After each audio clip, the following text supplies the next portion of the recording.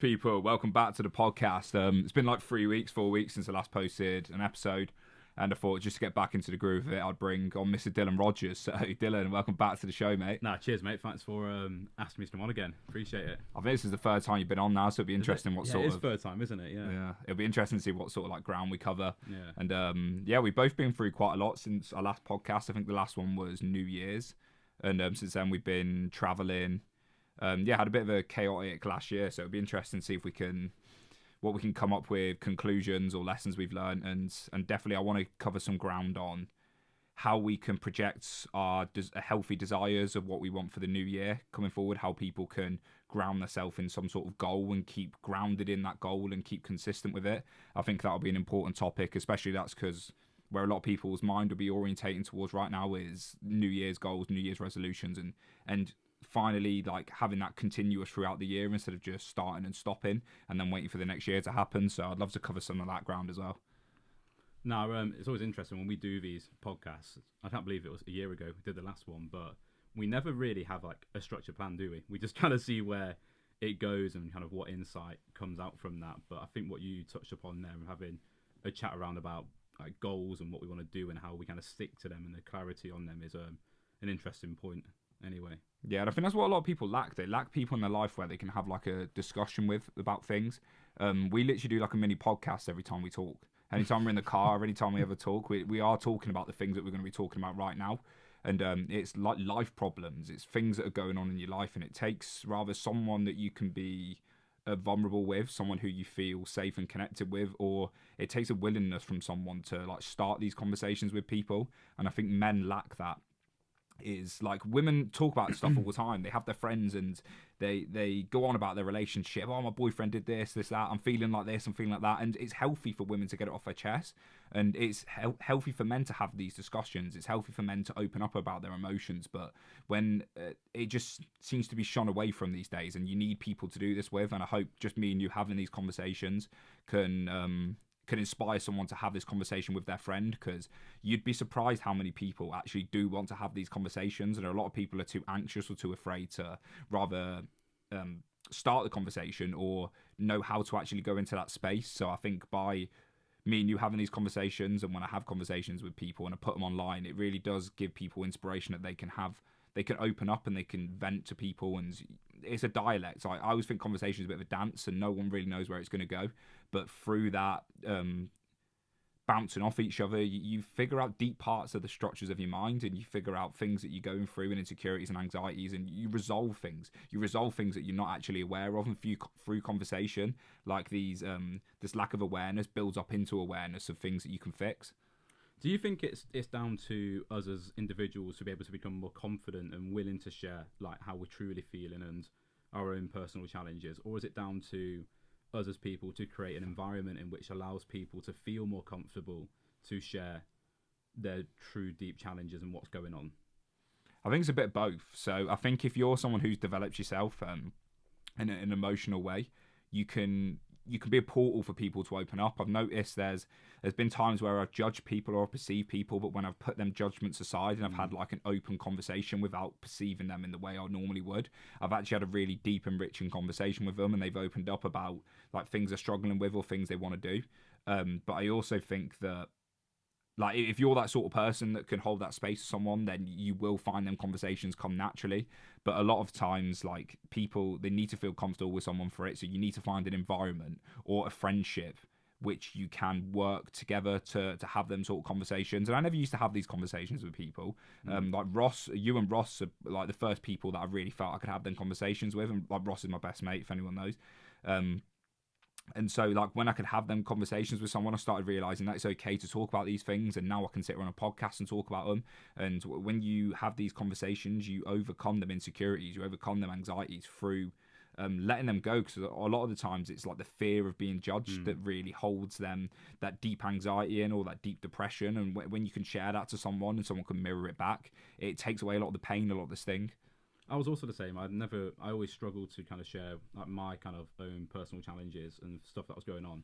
And even though I was training to be a psychologist and I work with clients around about giving them a space to be able to share their experiences and what's going on in their challenges, I never felt comfortable really doing it myself, and I don't know why that was the case, but I think it just takes that step sometimes, and having that environment which allows you to feel comfortable, but also then when you're in that environment, making the most of it. And I've really noticed, I think these last 6 months in terms of my own practice with my clients that I have, is that power of giving someone that chance to really feel heard.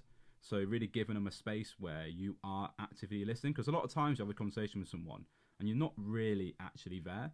You're kind of dealing with your own thoughts and your own perceptions of what they're saying. But sometimes if you really take the time and practice to make yourself be in that conversation with that person and truly understand what they're saying, allow them to feel heard, that really allows that person who is sharing what they're going through to kind of unpack it themselves. And I think us, especially as men, giving our friends and family that space to really have those conversations and really be present with them and allow them to feel heard, that's something that I think we can all kind of benefit from trying to learn and practice.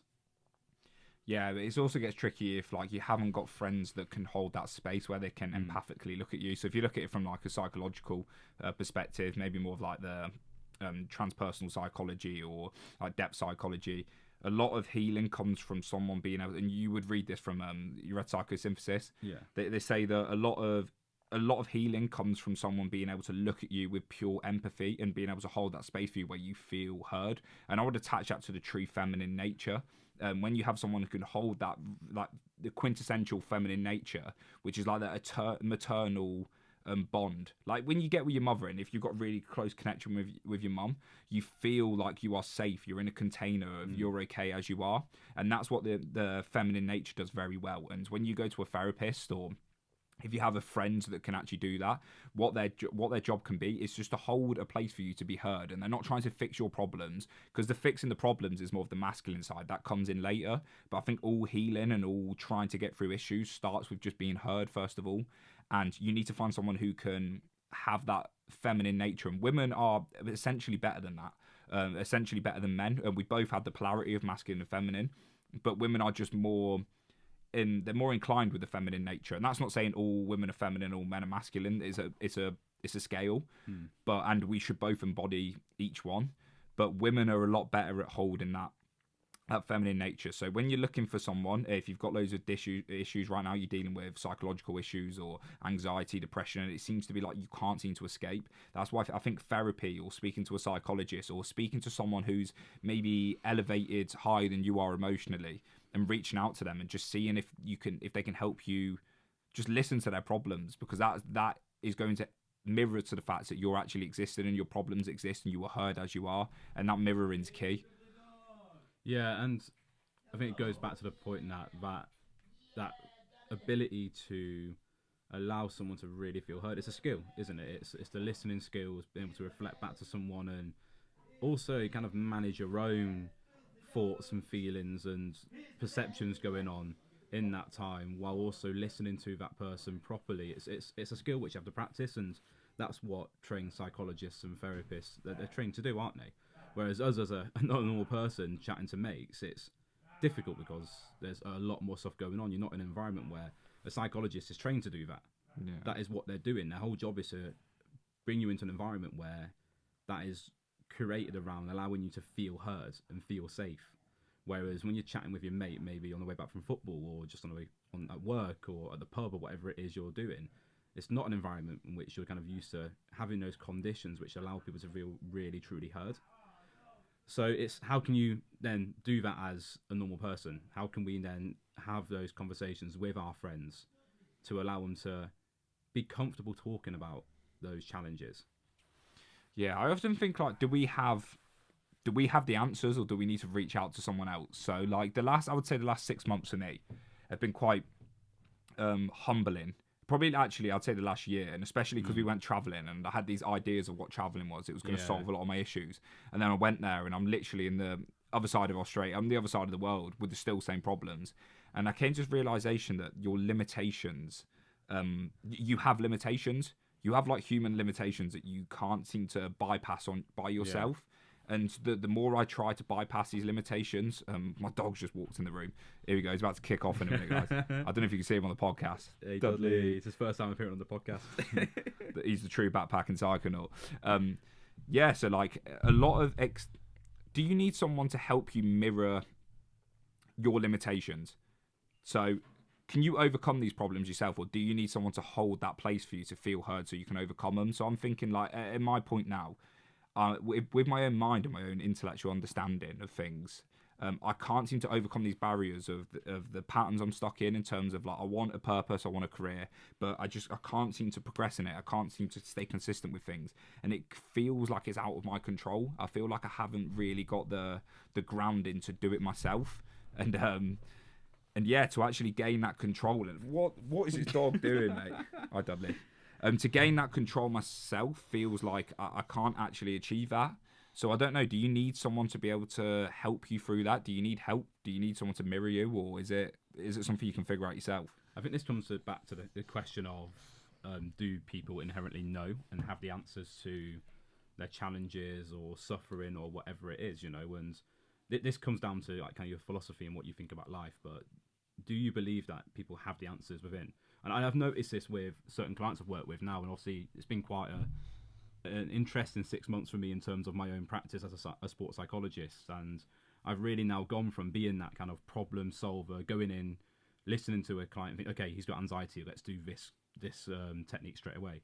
Whereas now I've really spent time and kind of appreciation on that whole allowing athletes to feel heard and spending time to really actively listen to them. And they've started to figure out their own problems. So especially one client I've worked with who, even after the first session, I really focused on just allowing him to feel heard and just make sure that what his story he was trying to tell me, I really understood.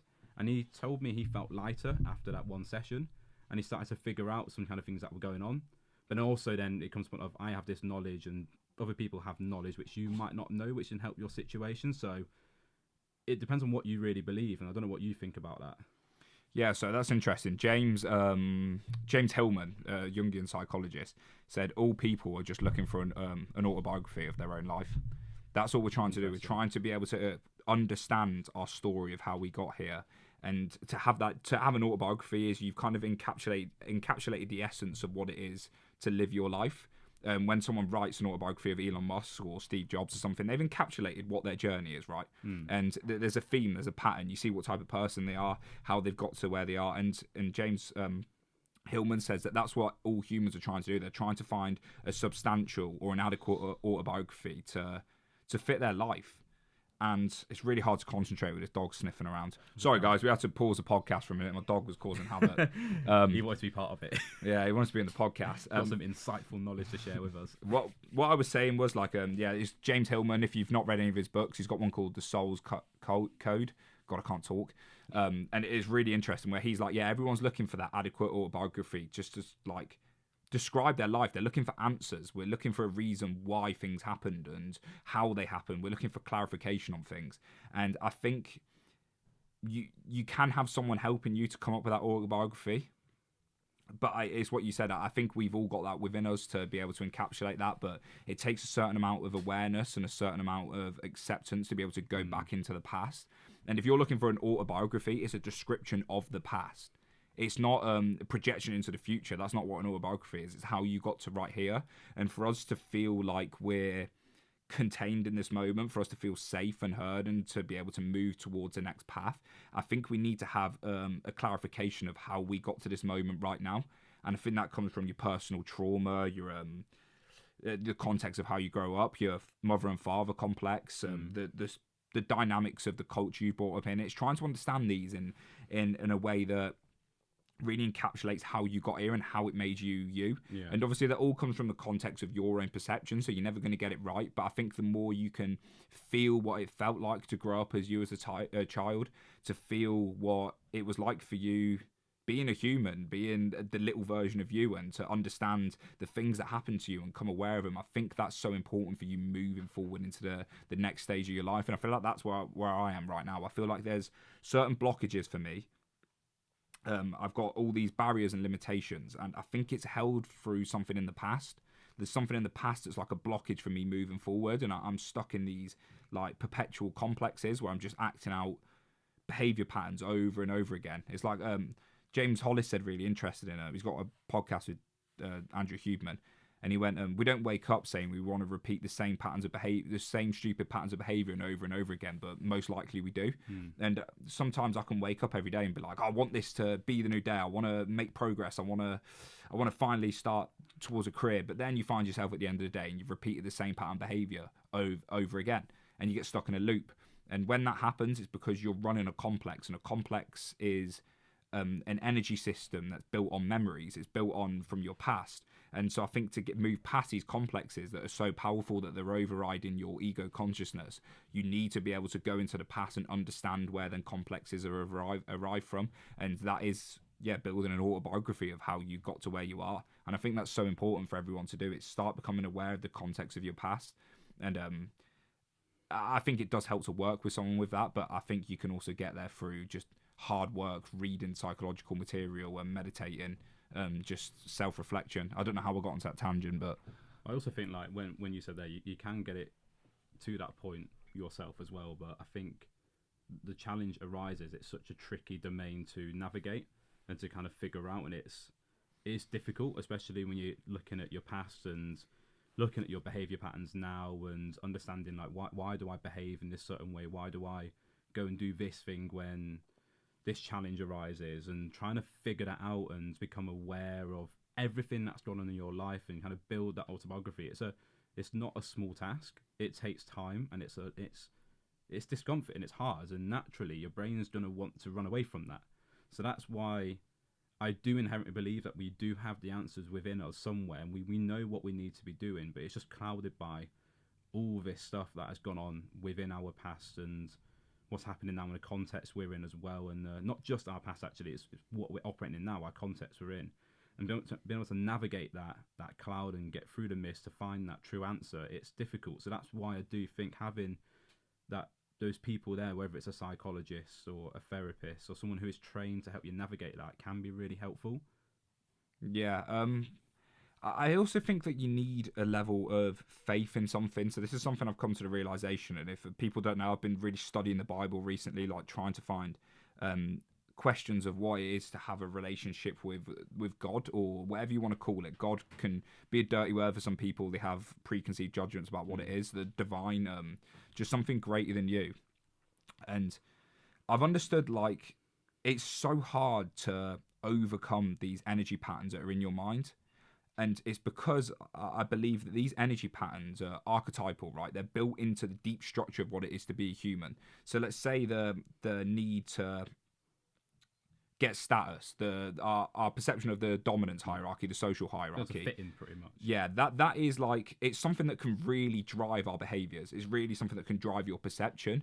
And it would be like, the common advice would be, you need to just overcome that, be disciplined and not give in to that. But it's like this deep structure that's our need to fit into the social hierarchy is a lot older than what the ego structure is. The ego structure we think comes from the prefrontal cortex, which was developed not long ago, probably about a million years ago, 2 million years ago. In comparison of like the whole human evolution, it's quite new compared to some of the deep structures we have within our brain, isn't it? But there's that social hierarchy, that our perception of where we are in the social hierarchy, that's been evolved for billions of years. Probably one of the oldest things. So that is going to have more knowledge and more power than something that's new, because it's been deeply evolved into human DNA. And this is what these archetypal patterns are, the collective unconscious.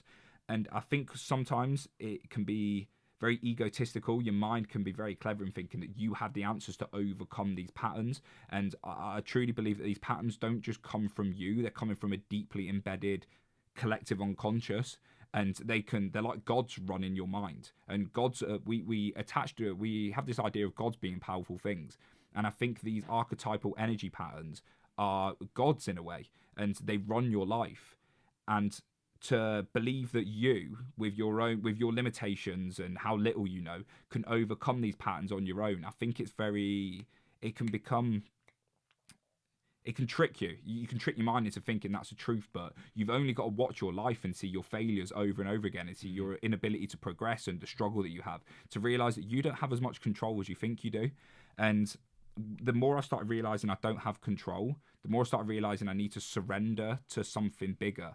And I believe there's this greater wisdom out there that can help you deal with these things. There's something that can hold your hand on the way. And if you read the Bible, it says he's got a passage in there that my word is your lamp, or something like that. So it lights up the path. And when you read God's word, when you live within the discipline of God, it lights up a path for you, and it's like he's holding your hand as you go through life. And I think that can be super helpful, because I think to try and go on your own, to try and just will yourself through the problems in your mind, I think you can get lost and your mind can play tricks on you. And I think you need something outside to really help you. And I've felt that as the last year, I've really felt this need to surrender, because I know I haven't got the answers. I don't have the answers to get where I want to go or to feel how I want to feel. And I think that's because the egotistical minds, the narrative, the sense of self it's a survival mechanism just as much as our body is trying to survive. That is another part of evolution, to survive. And it's not built for us to inherently be optimal or to inherently feel good. I think it's a very survival mechanistic process, and I think to really feel good you have to connect to some sort of soul, to some sort of divine to get there. And I think that can hold a container for you to surrender to and then live a more natural life. I think it also provides, like you said, a structure, doesn't it, or like a guidance in terms of embracing that pursuit and going along that journey. And what we said before, it's not an easy journey. It's not one that's going to be completed in a week and you're going to become all enlightened and know everything about yourself. Like it's a continuous journey you have throughout your life. But there's not many people, I don't think, or anyone who is mastered the mind. I don't know if you could argue that maybe some people have, where the truly enlightened people have.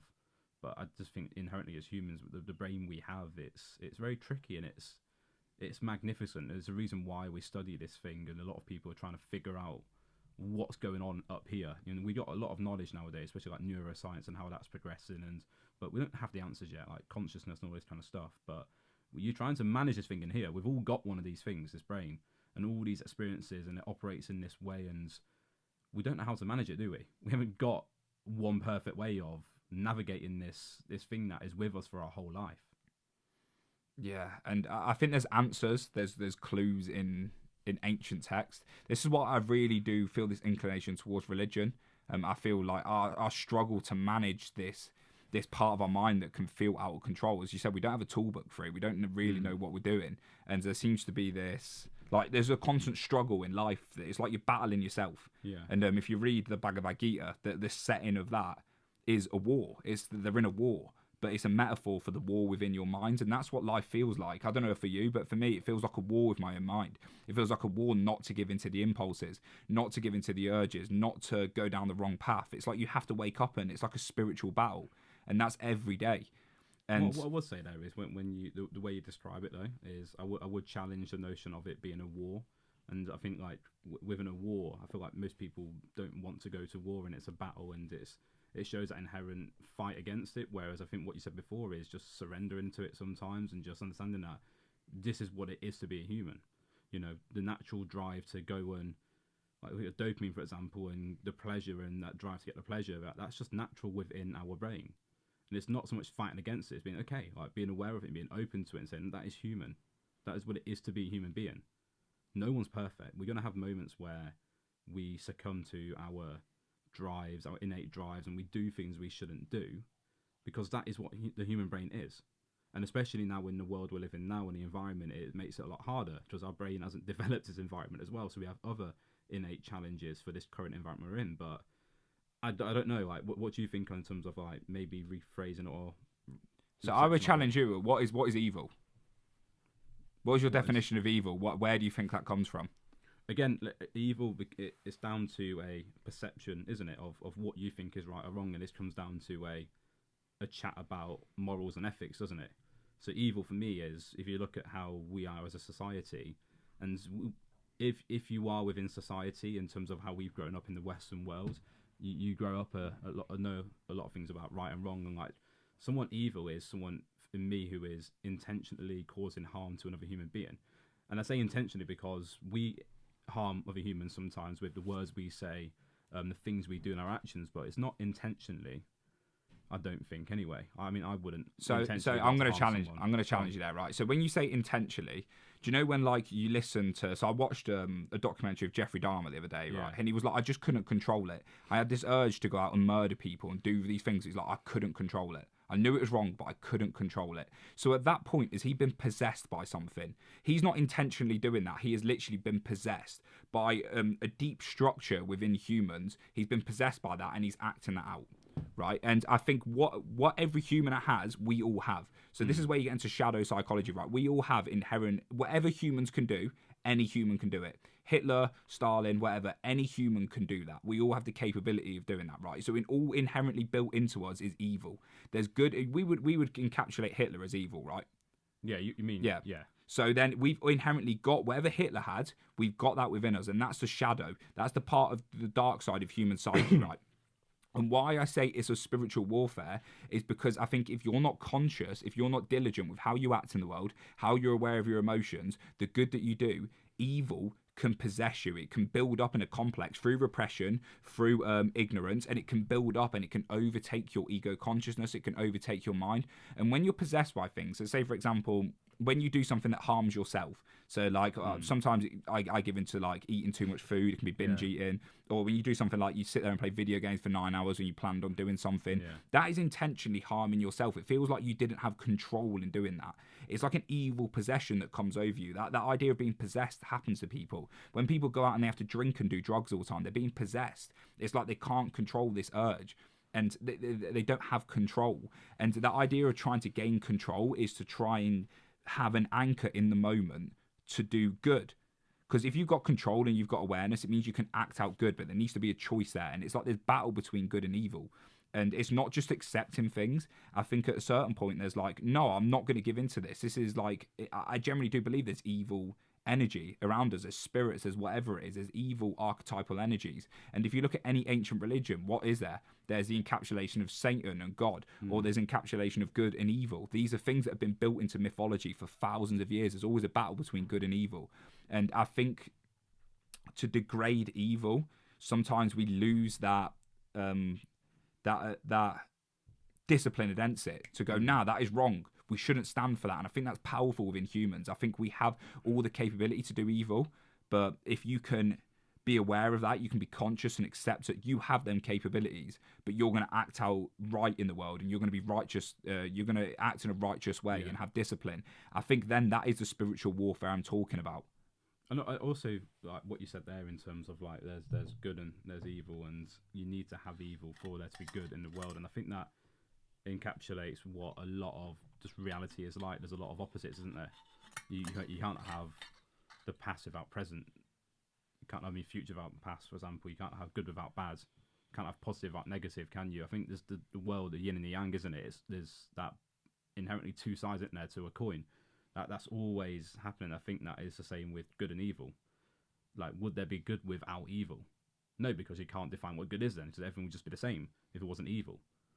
So I think what you said there, maybe we do need to embrace that evil part and say, okay, that's part of being human and is part of reality and our experience as a human being. But can you see how I say like it's like war? It really is like war, because I think if you let your... It's like, I like the idea of the compound effect, right? How if you do small things really well, it starts to build and grow. As compound interest, the more you invest, the more it builds up and grows and grows. If you get into your life and you start meditating and then reading and then working out, and these things build up and they build you up as a person, that compounding effect works upwards, but also works in a downward spiral. So say if you sleep in late, then you sleep in late, then you sleep in late, and then you don't brush your teeth, you don't shower, and you then blah, blah, blah, you start eating rubbish food, then you're depressed. And it can go both ways. This compound effect can work both ways, right? What is that possessing you when you keep making the bad choices? It's like evil then comes into your life and you start becoming depressed. You get these like the demonic feelings of being depressed, and then you become a worse person to be around, and then your life starts crumbling. You can't be there for other people. It does feel like there is something. I feel like life is, there's an ambition pulling you forward, and there's some little goblin pulling you back. And it really is like, you're kind of like Stretch Armstrong, one version reaching out for heaven and one version like reaching out to hell. And it is really trying to stay strong and not let yourself fall too far down. And I think if you're gonna deal with what's down there, you need to go down there with a sword and slay the dragon. It's like ancient mythology again. That's the thing that you go down and slay the dragon. You go down into the depths of hell and slay what you need to slay. And that's a warrior. It's the warrior archetype. It's battling things that need to be battled. And that might be you. you might just need to feel what you need to feel. You might need to sit into your depression and deal with it. But there is a certain level of like war that I think that you need to instill into your mind. It's like, no, I'm finally going to make the commitment not to give in to these things. I'm finally going to make the commitment to like stand for what's right and progress towards a life I want to progress towards, and not give into what society's feeding me, the junk foods, the social media stuff. Like, I'm going to take a stand and like be strong. And I think that's what we've been put here for. It's to put to good into the world. And I think we've been given this free will, and there's a Satan and there's the demonic forces, because we need this battle. And you've got personal responsibility, you've got accountability there. You're not going to always be right. Not everything's always going to go well. But I think it's like this earth, our earthly being, feels like a spiritual warfare for me. But what I would also say is someone who is, and we all do this, is succumbing to those behaviours which are not good. And what you're defining there is evil. Say if it is the fact of putting that junk food in your body and that is harming yourself, does that mean that person's evil? If they're unconsciously doing it and it is that they're succumbing to those behaviour patterns and they're doing those things, does that make that person evil? No, it means you can give into evil forces. Right. I believe you're giving into a complex, a part of your mind that is trying to harm you, and that's very it's very evident by the fact that putting the junk food is harming you. Like, there's evidence of the things that you're giving into are actually harming you, and then it feels like something's against you. You're being possessed by something, because you're not. If you were to perfectly logically and rationally make a choice, you wouldn't do the thing that is harming you. But it seems like you're possessed by something. I would say, is that part to say we're talking about? Let's pick a topic. So it is junk food in eating really food that isn't good for you, which is probably one of the most biggest challenges in the world at the minute. Is that down to just the way the brain works, in terms of, obviously, we crave, our brain loves that sugary food anyway, doesn't it? Back in the day, we didn't have access to the really sweet foods which are in abundance nowadays. It was quite scarce, wasn't it? So whenever we had a chance to get that really sweet food, we crave it again and make us go hunt for it and try and find it again, which led to us becoming to where we are now and becoming hunter gatherers and all that kind of stuff. But nowadays, obviously, that sugary food and that junk food it's abundant, isn't it? We can get it from anywhere nowadays. So is it as much as it's an evil force, or is it just a product of human nature?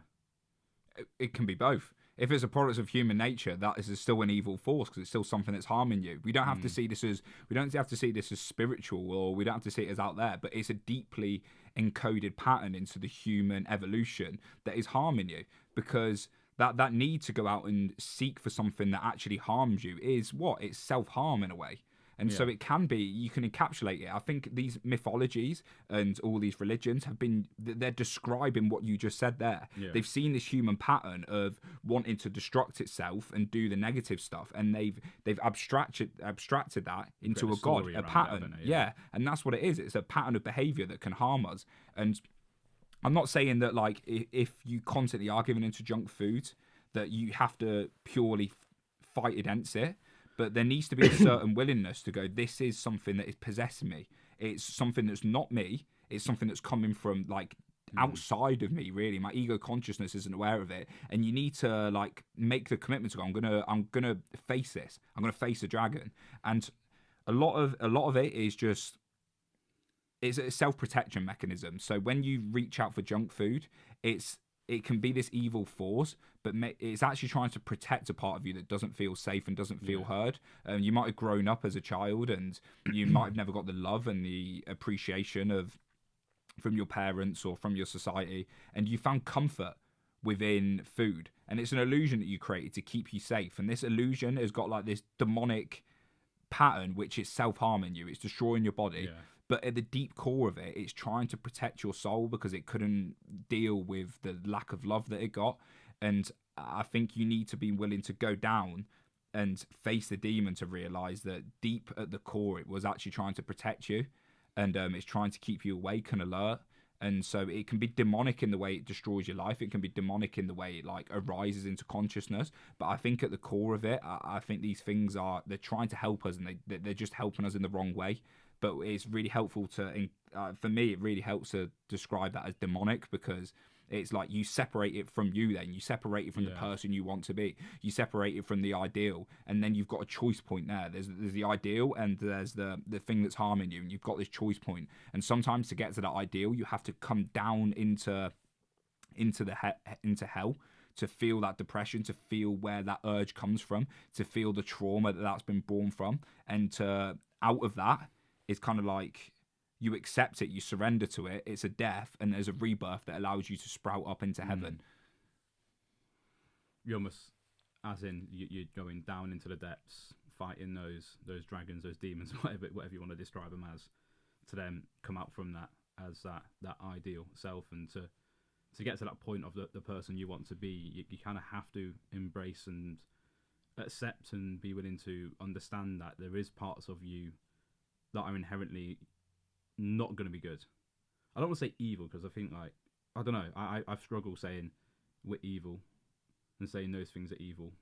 Why would you struggle with that? Because I'm not, for myself, I can see why it'll work for myself at the minute. I think where I'm at, but I feel like people who are, I think we're on quite a good position at the minute in terms of we've done a lot of work, and we're quite aware of what's going on, and my kind of self-worth at the minute is quite a high level. I don't put myself down nowhere near as much as I used to, but I think, like, I'm just thinking of someone who might be struggling with, like, self-esteem, for example, or confidence, and if they see themselves as being evil because they're succumbing to these desires, such as eating that junk food all the time, or going on Pornhub and masturbating 5 times a week, or whatever it is you can describe those things as, and seeing yourself as evil could potentially lead to some other dire consequences. I don't think you're seeing. I think you've misinterpreted what I'm saying there, though. It's not to see yourself as evil. It's to see yourself in the middle of this warfare, and sometimes you get overtook by evil, and sometimes you get overtook, and sometimes you make the right choices. No, I think that, yeah. Grounding yourself in, you're in the middle,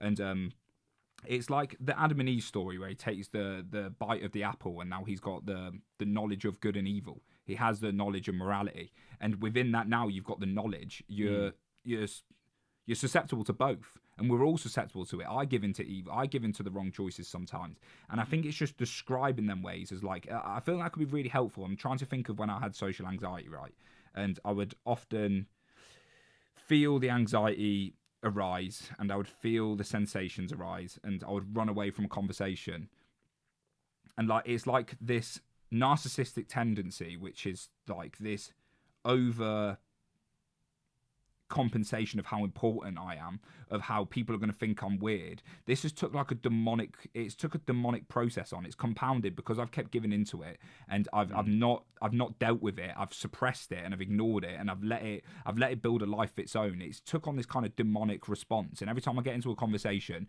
this anxiety arises, and I have no control. This demon overtakes me, and to deal with that demon, I had to sit there with the anxiety. I had to go back into the past and see where it was formulated from. And I did. I held hands with it. I went into the depths of whatever it was that was causing my anxiety, and I sat with it. And sometimes it still arises, and I do the same now. I accept it. I go with it. But it does. It feels like it can have a demonic force to it if I let it. Yeah. And I often use it now as, like, when it comes up, when these impulses come up, when the demonic forces come up, they're indications that I'm not doing the right path, or I'm giving into the wrong things, or I'm not accepting what I need to accept. I'm not going into the right space. And I use them as indicators. That demonic force is an indicator for me that there's part of me I'm neglecting. There's part of me I'm not dealing with. There's something that's, like, not being accepted within me. And I do really see, I do kind of see them as the bad and the good and evil. I think for me it's a healthy way of looking at things. And I just look at the ancient religions, and they've all done the same. Yeah. Because I think as well, when I say evil, like, I think if you keep giving into, let's say you have social anxiety, right? And you give into your social anxiety, you don't go out and get a job you like, and then you struggle to go to work all the time, and then you end up living in your room, and then you're financially in ruins, and then you start taking, like, you live and sponge off your parents, and you're not going out and achieving what you want to achieve in the world because of social anxiety.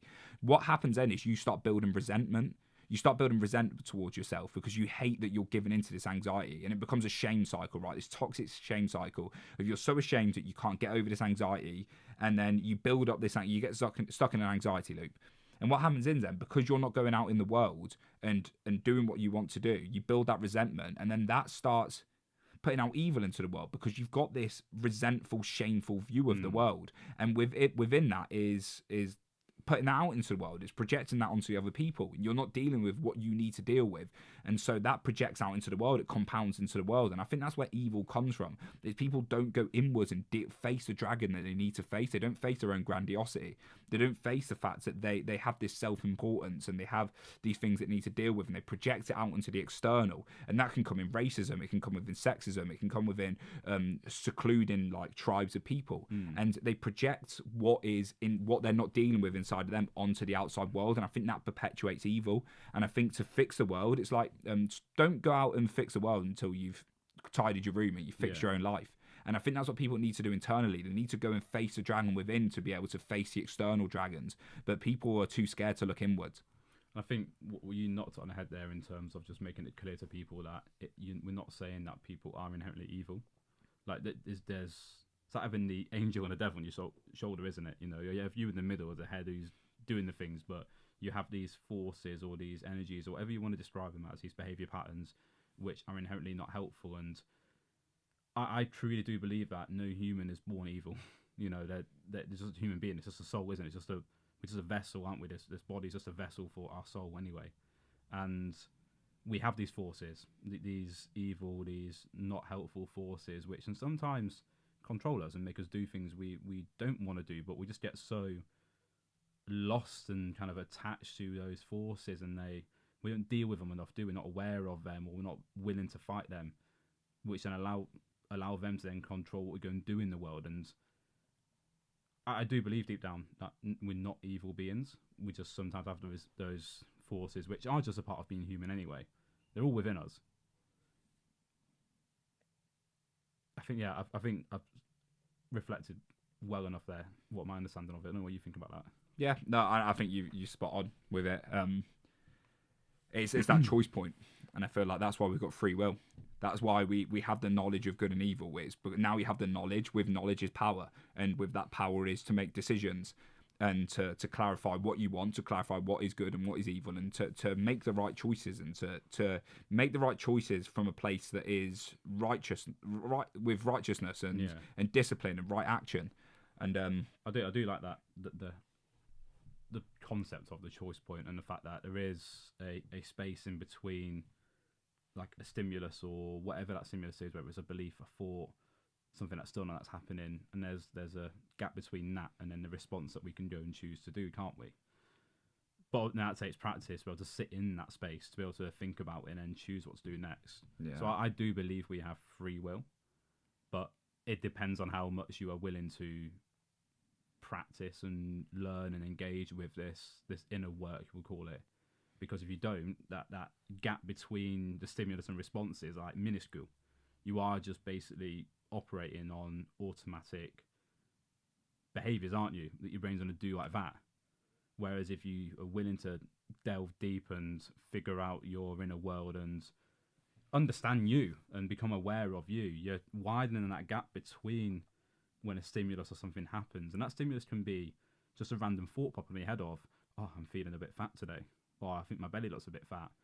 And that thought can then spiral into this behavior pattern of you becoming really kind of self-conscious, beat yourself up, becoming demotivated, and then eating a lot of junk food and becoming even more fatter.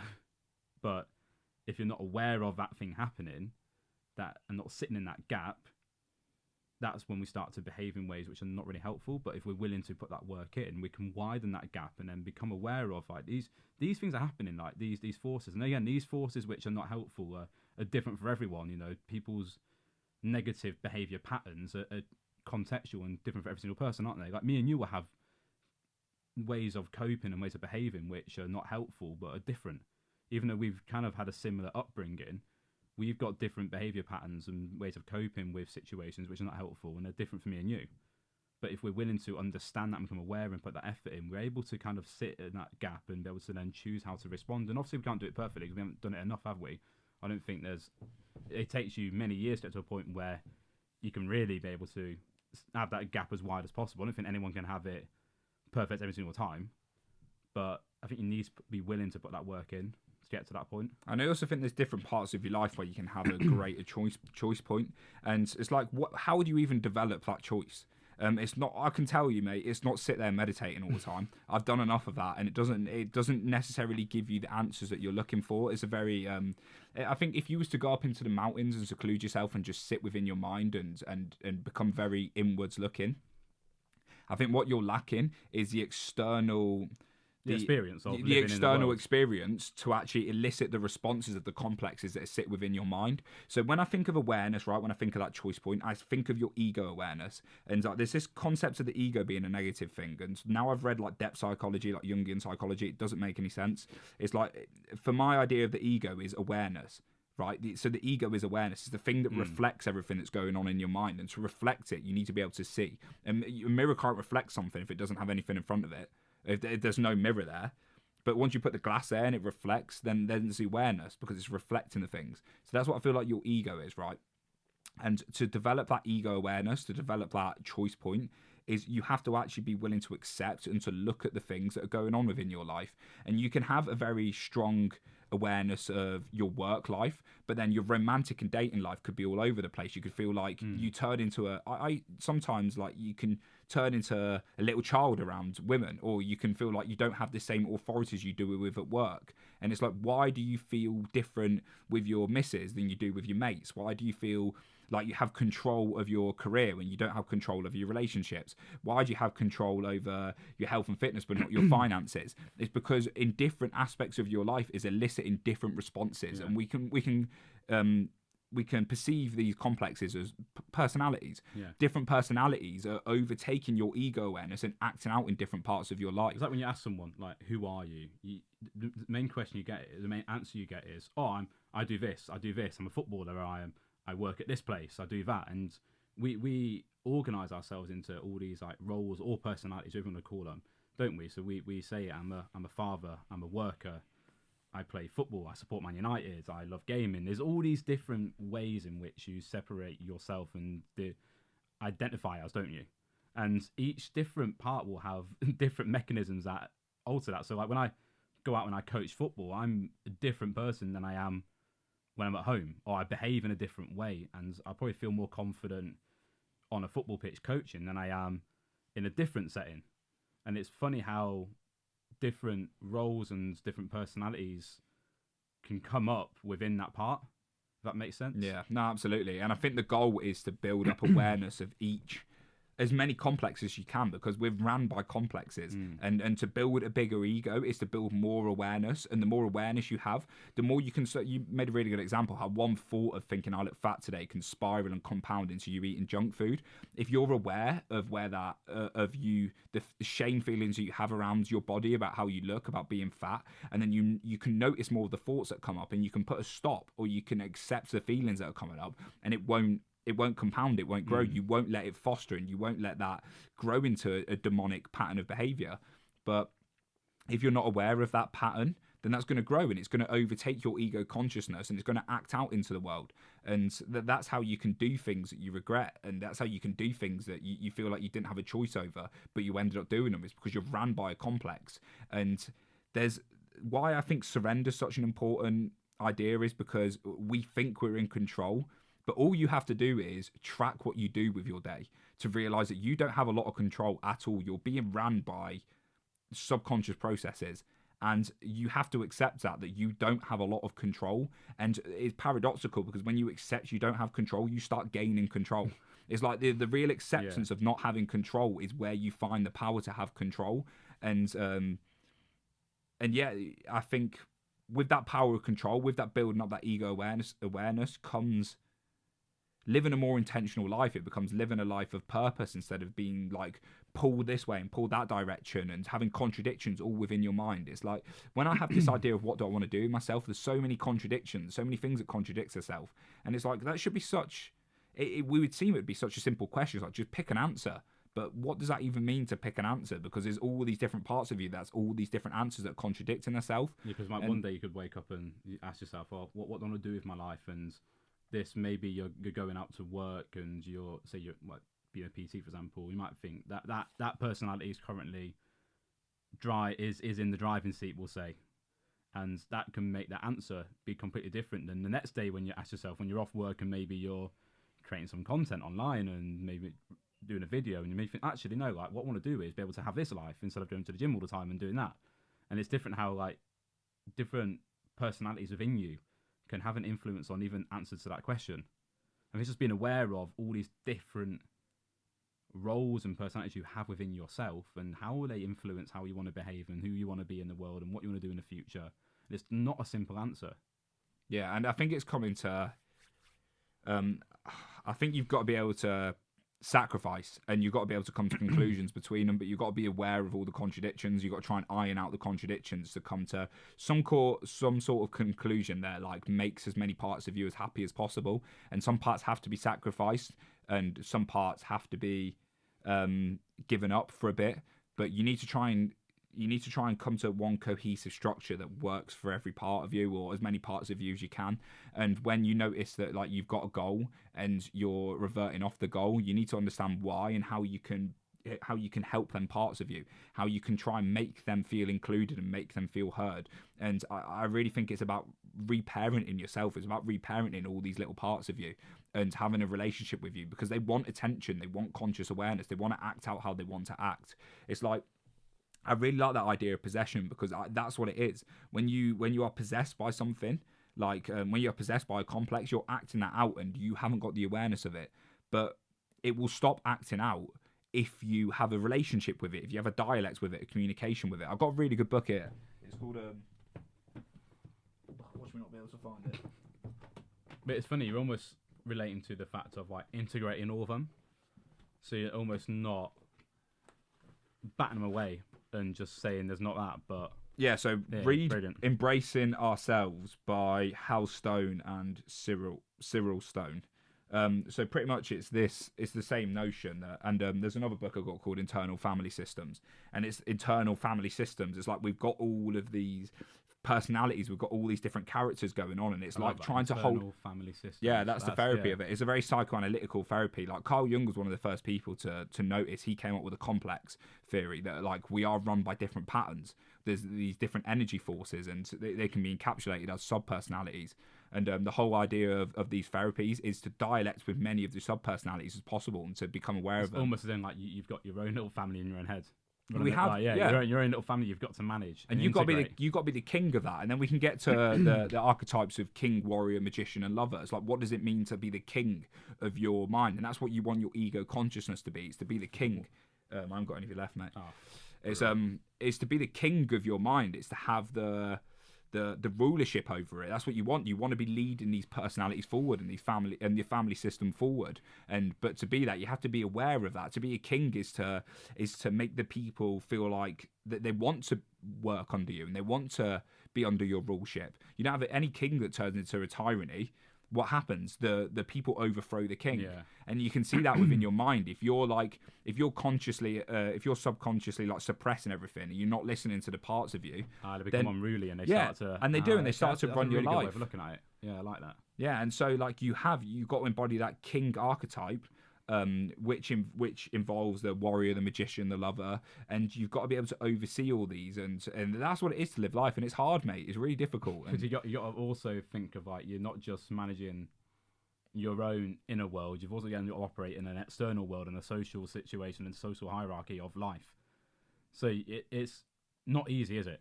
I mean, being able to live your life externally within the environment, within the social world, but also manage this inner family, these inner roles who all want to be able to be heard. And what you said in terms of it all starts with awareness, and I know we've talked about this quite a few times in previous podcasts. I won't go too much into it, but I'm a strong believer in that awareness has to be the first step. Without that awareness, even of these things existing, and even the actually happening within you and how it looks like for you, because again, we're all so unique. We all have our own context, our own experiences, our own environments we operate in. So how this looks for like me is completely unique from me compared to you, Alex, or for someone who's listening to this right now. So that awareness of yourself and becoming that almost expert of yourself, it is fundamental before you can even look at how to change anything. Yeah. And this is the paradox I'm dealing with now, and this is the thing that I'm struggling with is like I want to set goals, I want to move forward into the world, but I'm going through this real stage of inner work. It's probably been the last 3 years since I've been reading. You've seen the commitment I've made to this. There's a lot of reading, a lot of meditation, and I really feel like part of me wants to go out to the external world and achieve, but I feel like there's so many blockages there because I'm dealing with parts of my mind that are deep. And I'm dealing with these personalities. I'm trying to get to the core of what it is, and it makes it hard to go out into the world and do things. And I think you can get lost doing what I'm doing, and I think I've been very susceptible to this. I remember James Hollis said, it's good going up into the mountains, but if you sit up there long enough, you'll sit there talking to ghosts. Yeah, we had this chat quite a few times when was out in Australia and was just walking back from was on the Gold Coast, weren't we, about your work you've done and the effort you've put in, and like fair play to you for the amount of inner work you've done. It's seeing it over the past few years has been impressive, mate. But one thing we did highlight and what I reflected back to you, and which you kind of I think became aware of, was you didn't really integrate yourself into the fact that you are still living in the world. And what you said there in terms of like it's easy, well not easy, but it's easier to go up to a mountain and meditate for years with nothing, not living in the world and being separate from it. But try doing that while also operating in the world, going out there and trying to earn money, have relationships, just be living. Like it's so difficult and it's hard, and it's easy to go and isolate yourself and come away from that because you haven't got all the challenges of what it is actually like to be a human being right now in this world, in this current moment in time. The challenges of living, of just being a human being now, is hard. Even though it's probably the easiest time we've had as a human being, as a humanity race, compared to like 100 years ago, where like even the basic needs were not being met, it's still challenging. So taking yourself out from that and just doing that internal work and not really engaging with the world, that is helpful, and it's really good to do that. But also you need to look at how do I integrate myself as well as doing that.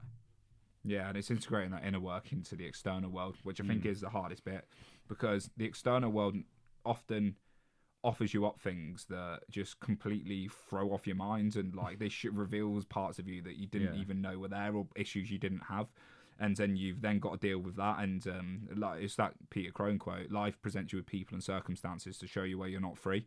A lot of life just reveals things to you constantly. It reveals things to you that you're unaware of. I find relationships have probably been the biggest thing for this. When you get in a romantic relationship, that reveals parts of you that you just didn't know were there. Yeah. But you wouldn't find that out by just sitting up in the mountains meditating. You wouldn't find that out by just being secluded and being on your own grind. Like there's a certain interaction and a playfulness with the external reality that reveals a lot of the internal flaws that are going on and the things that are going on. I think like us going travelling highlighted a lot of those internal challenges that we have individually anyway. And we had so many chats travelling around about what we thought was going to be like and what our experiences were and what's going on now and what doing door-to-door sales has shown us, and becoming out of our comfort zone of being at home. And again, it's just going out and doing those things. Who would have thought like going out traveling for 5-6 months would have taught us so much about ourselves? But it's the fact that we went out there and just engaged with the world.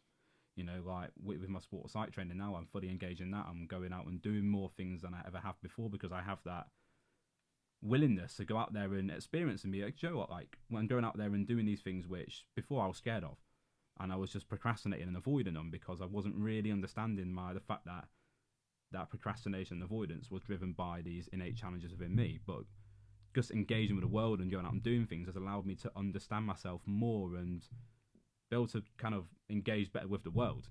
So even though putting myself in situations where I do feel this discomfort and it's been difficult, it's allowed me to actually progress as a person and move towards a person I want to be in the future.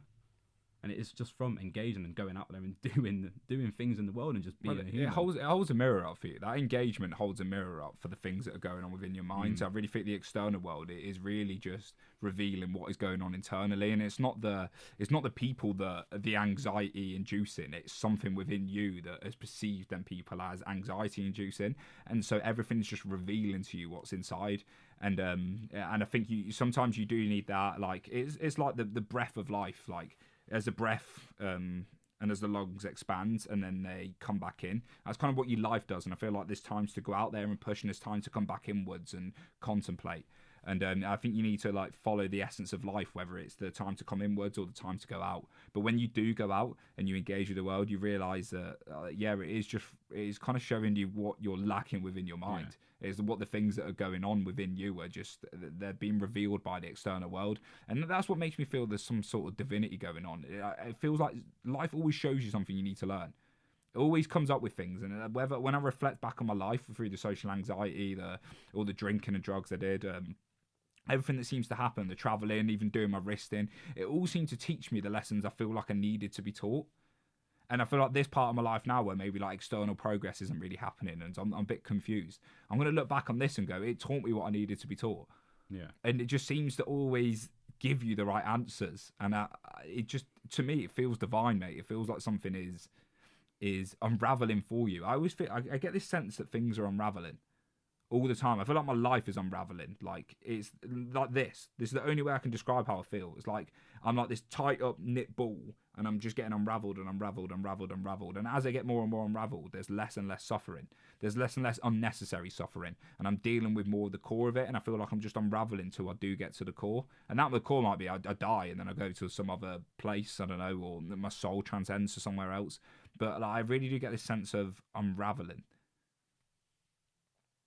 The sense that you're unraveling, and what would you think is going to be at that core though, when it is unraveled, or will it ever be unraveled fully, or is it just simply constantly unraveling and figuring it out? Yeah, it might be an infinite cycle of unraveling, mate. I don't know. This is where like the Buddhists go, you can become enlightened, you can reach a state of nirvana, or that you live one with God. Maybe the Christ consciousness, you achieve that, whatever it is. Like maybe that is what it means to be fully unraveled. I don't know, but. I think if you feel like you are unraveling, I think you're on the right path. And your unraveling might be slower. It might have been going on for thousands of human generations. Your soul might have been unraveling for thousands of years through human incarnations. Who knows? Like, I'm not going to make any metaphysical claims, but I don't know. I really do feel like I'm unraveling. And I feel like this incarnation of Alex, whatever, if I've been here before, I can't remember him, but I don't know. But I feel like this is my soul isn't in the most unraveled place it's ever been. And I think with the way I'm going, it's going to become more and more unraveled. That doesn't mean it's easy. With unraveling something, there's pain. When you got knots when you got like tight muscles and knots, it hurts to unravel them. But once you have unraveled the things, you feel lighter. You feel more like you can express.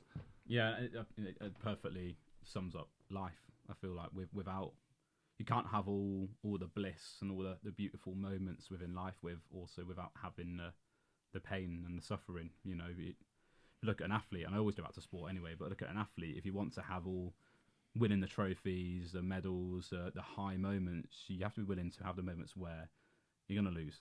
You're going to have those embarrassing moments, the injuries. That's just part and parcel of being an athlete, and same goes for life. Anything that is inherently going to be good, you're going to have accept the bads there, isn't it? And the difficultness and the pain. But it's fun. That's what it is to be a human being. And I think it's just embracing that and being willing to be open to those experiences and not run away, which is something I did quite a lot. I just ran away and avoided a lot of the difficult things in my life, whether that was at university, using gaming as a way to avoid doing the hard stuff until I really needed to do it, which then caused me more pain because it was like doing an assignment 2 weeks where I'd be handed in, which made a lot more stress on me. But now I'm willing to sit there with the pain to get those good things, if that makes sense. Yeah, it's a swamplands of the soul, it's called. And it's like you got to be willing to go into the depths of it. And the more you can go into the depths, the more you can get to the core of it. You can feel it and you can move past it. But if you just ignore it, it compounds and it grows. And that energy, like, you can rather give it two sorts of energy. You can give it a love and compassion, or you can give it an ignorance and a suppression. And one accepts it and unravels it, and one makes it tighter. And do you want to be tight, or do you want to be fluid and relaxed? And I think it's your ability to give yourself rather love and compassion, or to suppress. And I think that's the balance. What I've really got from this as well is just how honest we are being with our experiences. And I hope if you're listening to this, you kind of understand that we're just human beings. You know, like we're not some special people. we have our own challenges, and it's okay. I feel like we need more people to be willing to be open about the challenges they have in life, but especially look at like us as males and growing up and being a young man in the world. It's you want to be a certain person who hasn't got any challenges, who just is really strong and whatnot, but it's okay to have challenges. And what we've talked about so far is just a few of the challenges we have and how we've been trying to deal with them, and that's normal. Having your own personal challenges is normal. Yeah, and I think it's what makes people interesting, or what makes people definitely. humans, mate. Like, there's no point denying it. Obviously, you don't want to be going like trauma dumping everyone you speak to, No. but like, yeah, it's just to reiterate what Dill said. It's important to, yeah, to be honest and vulnerable with the people you can be, or with a therapist, or just even with yourself. If you can get a journal down and write like these experiences, accepting your own limitations. Like, we all have limitations. We all have things that are going on, like things we're struggling with, and it's just your willingness to accept it. Being honest does lead to acceptance. You know, like you can't accept things if you're not honest about what is truly going on. Nah. And you can't just run away from the stuff you're going through and the challenges you have, because that's not accepting them. Spot on. Well, I think that's a good place on the podcast. I'm dying for a wee. Dill, is there anything you want to say before we finish the podcast? Or No, I think, again, we just go on such tangents, don't we? It's mad how we each come into these podcasts and not having a script or a plan, but we just start going down these deep chats, which I think are really important, though. And I think, like, hopefully you guys get a lot of insight. You know, we're just two young blokes who just love talking and reading random stuff, don't we? Yeah, it's just cool, love mate. to share our knowledge, mate. But trying to get to the core of the human predicament, that's what it is, mate, through conversation. That's why I love the podcast. I feel like the whole idea of this podcast, like the top hierarchical goal, the value hierarchy right at the top, is to figure out the human predicament through conversation. I reckon I'm going to get there, mate. It's a big journey, isn't it? Yeah, it's a big uptake. That's what you got to do. People have been trying to do this for like thousands of years, trying to figure this stuff out. But it's interesting though, like just talking about these topics, and even not just in a podcast. We do it all the time, don't we? When we're taking a dog out for a walk or on the way to work, we have these deep conversations, which are weird and challenging and insightful and deep, but they're fascinating. I just can't understand, like, when people find it weird when you talk about these things and people feel uncomfortable. And I understand it's probably because it takes a certain level of awareness and comfort, but why are we sat there? Like, sometimes it's nice to talk about, like, the footy on the weekend and talk about that stuff, but I feel like we're all just personas, just pretending that all these things aren't important and just putting on a front. And I feel like the world would be a better place if we all just bottled down that front and just started talking about these things, because I feel like through these conversations you get to the point. And and I feel like if you go with that curiosity towards people, it's like, I'm going to try and figure out something about this person, like something real and raw, and go into them conversations with that curiosity, and let wherever the conversation goes go. Like, I didn't plan on talking about like evil spirits in this podcast. I don't even know if it made sense, mate. I don't even know if any of this podcast made sense, but it's just the conversation. And I feel like it was on my mind. I'm trying to clarify the things I'm reading, all these little things of wisdom I'm reading. I'm trying to clarify them. I'm trying to understand what your perception of it is, how you see the world. And I feel through conversation you get there. But I'm going to end the podcast now because I'm literally bursting for the toilet balls. But yeah, Dill, thank you very much for coming on, mate. Worries. Cheers, mate. Appreciate it. I will be posting a podcast next week, and I'll see you all in the next episode. Adios.